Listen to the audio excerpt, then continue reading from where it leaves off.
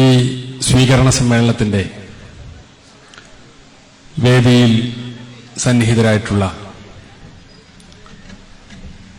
മുസ്ലിം ലീഗിന്റെയും പോഷക സംഘടനകളുടെയും നേതാക്കന്മാർ, ജാഥ അംഗങ്ങൾ, അതുപോലെ തന്നെ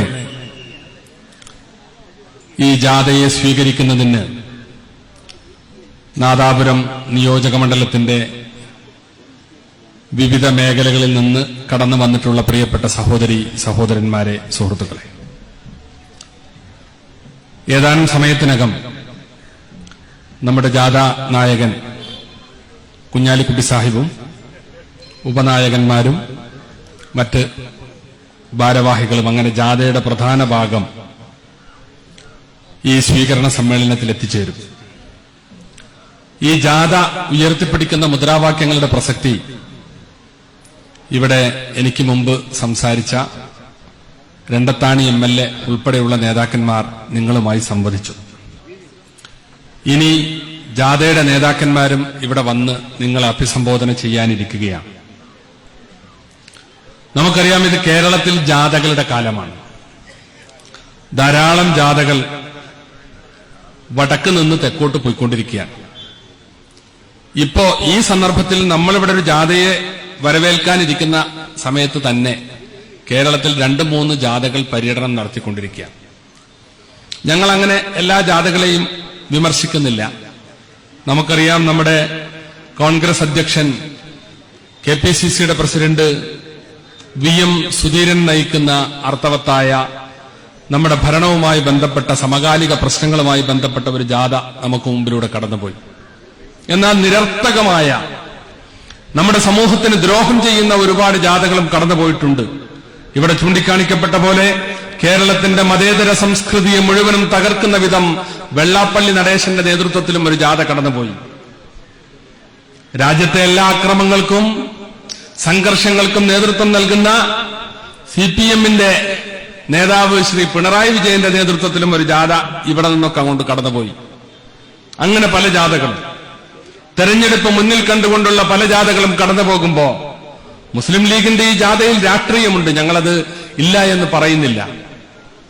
കേരളം ഭരിക്കുന്ന UDF ഗവൺമെന്റിലെ ഏറ്റവും ഉത്തരവാദിത്തപ്പെട്ട വകുപ്പുകൾ കൈകാര്യം ചെയ്യുന്ന അതിലെ 2ാമത്തെ പ്രസ്ഥാനം എന്നുള്ള നിലയിൽ, കേരളത്തിലെ വളരെയേറെ ജനപിന്തുണയുള്ള ഒരു രാഷ്ട്രീയ പാർട്ടി എന്നുള്ള നിലയിൽ തെരഞ്ഞെടുപ്പിന് മുമ്പ് ഞങ്ങൾക്കും ഞങ്ങളുടേതായ രാഷ്ട്രീയം ജനങ്ങളോട് പറയാനുണ്ട്. പക്ഷെ അതിനും ഉപരി ഈ ജാഥയുടെ മുദ്രാവാക്യം സൗഹൃദം, സമത്വം, സമന്വയം. എന്തേ ഇങ്ങനെ ഒരു മുദ്രാവാക്യം ഈ സാഹചര്യത്തിൽ മുസ്ലിം ലീഗിന്റെ ജാഥക്ക് ഞങ്ങൾ കൊടുക്കാനുണ്ടായ പശ്ചാത്തലം? നമുക്കറിയാം, നമ്മുടെ സംസ്ഥാനം കേരളീയർ എന്നും മതസൗഹാർദ്ദത്തിനും മതസാഹോദര്യത്തിനും പേരുകേട്ടവരാണ്. ഹിന്ദുവും മുസൽമാനും ക്രിസ്ത്യാനിയും ഒരമ്മ പെറ്റ മക്കളെപ്പോലെ, ഒരു മാലയിൽ കോർത്ത മുത്തുമണികളെപ്പോലെ കഴിഞ്ഞു വന്ന ലോകത്തിന് മാതൃകാപരമായ മതേതരത്വത്തിന്റെ ഭൂമിക ചൂണ്ടിക്കാണിച്ചു കൊടുത്തവരാണ് നമ്മൾ.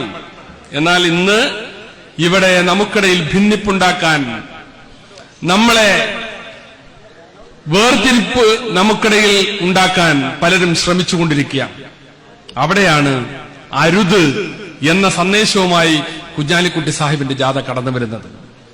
നമുക്കറിയാം, കേരളത്തിന്റെ ഈ സാംസ്കാരിക നവോത്ഥാനത്തിൽ എല്ലാ മതങ്ങളും വലിയ സംഭാവനകൾ അർപ്പിച്ച മണ്ണാണിത്. മതങ്ങൾ അതിന്റെ ഉത്ഭവകാലത്ത് തന്നെ ഇവിടെ പെറ്റുവീണ ഹൈന്ദവ സനാതന സദാചാര മൂല്യങ്ങൾക്കൊപ്പം ഈ മണ്ണിലേക്ക് എല്ലാ പ്രസിദ്ധ മതങ്ങളും അതിന്റെ പിറവിയുടെ കാലഘട്ടത്തിൽ തന്നെ കടന്നു വന്നു. ഇസ്ലാം പ്രവാചകന്റെ കാലഘട്ടത്തിൽ തന്നെ മാലിക് ദീനാർ റളിയല്ലാഹു അൻഹുവിന്റെ നേതൃത്വത്തിൽ പ്രവാചകന്റെ അനുചരന്മാരിൽ നിന്ന് തന്നെ ഇസ്ലാമിനെ ഉൾക്കൊള്ളാനുള്ള സൗകര്യവും സൗഭാഗ്യവും സിദ്ധിച്ചവരാണ് കേരളത്തിലെ മലയാളികൾ. ക്രിസ്തുമതത്തെ സംബന്ധിച്ചിടത്തോളം തോമസ് ലീഹ അതിന്റെ ഉത്ഭവ കാലഘട്ടത്തിൽ തന്നെ ക്രിസ്തുമത സന്ദേശം ഈ മണ്ണിൽ പ്രചരിപ്പിച്ചിട്ടുണ്ട്. ജൂതമതവും അതുപോലെ തന്നെയാണ്. അങ്ങനെ ലോകത്തെ വളരെ പ്രധാനപ്പെട്ട ലോകമതങ്ങളെല്ലാം ഈ മണ്ണിൽ വളരെ വലിയ വരവേൽപ്പ് കിട്ടിയിട്ടുണ്ട് എന്നുള്ളതാണ് വസ്തുത. അതിനുശേഷം നാളിതുവരെ നമ്മളെല്ലാവരും ഏറ്റവും നല്ല സൗഹൃദത്തിൽ, നമ്മുടെ ആഘോഷങ്ങളെല്ലാം നമ്മുടെ പൊതുവിലുള്ള ആഘോഷമായിരുന്നു. ഓണവും വിഷുവും